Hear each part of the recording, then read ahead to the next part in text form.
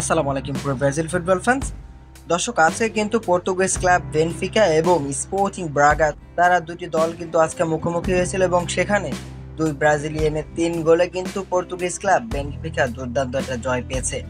মূলত ম্যাচের অধিকাংশ সময় বল পায়ে ছিল বেনফিকার, 62% বল নিজেদের দখলে রেখে মোট 22টি শট নিয়েছিল মার্কাস লিওনার্দোর দল এবং সেখানে কিন্তু 70 মিনিটের মাথায় মার্কাস লিওনার্দোর রিপ্লেসমেন্ট হিসেবে নেমে 71 মিনিটের মাথায় কিন্তু দুর্দান্ত একটা গোল করেন।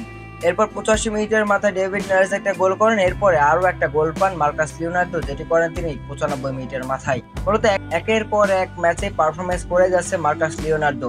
মূলত ডেভিড নারেসকে নিয়ে তেমন একটা কথা না হলেও কিন্তু মার্কাস লিওনার্দোকে নিয়ে কথা বলতেই হবে, কেননা তিনি খুবই তরুণ এবং এই বছরে তিনি ইউরোপে খেলতে গিয়েছেন। আর ইউরোপে খেলতে এসে তিনি কিন্তু দুর্দান্ত পারফরমেন্স করছেন।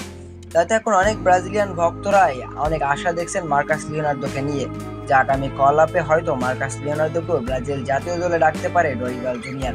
তো দর্শক, আপনার কি মনে হয়, এত ভালো পারফরমেন্স করার পরেও কি মার্কাস লিওনার্দো ডাক পাবে না ব্রাজিল জাতীয় দলে?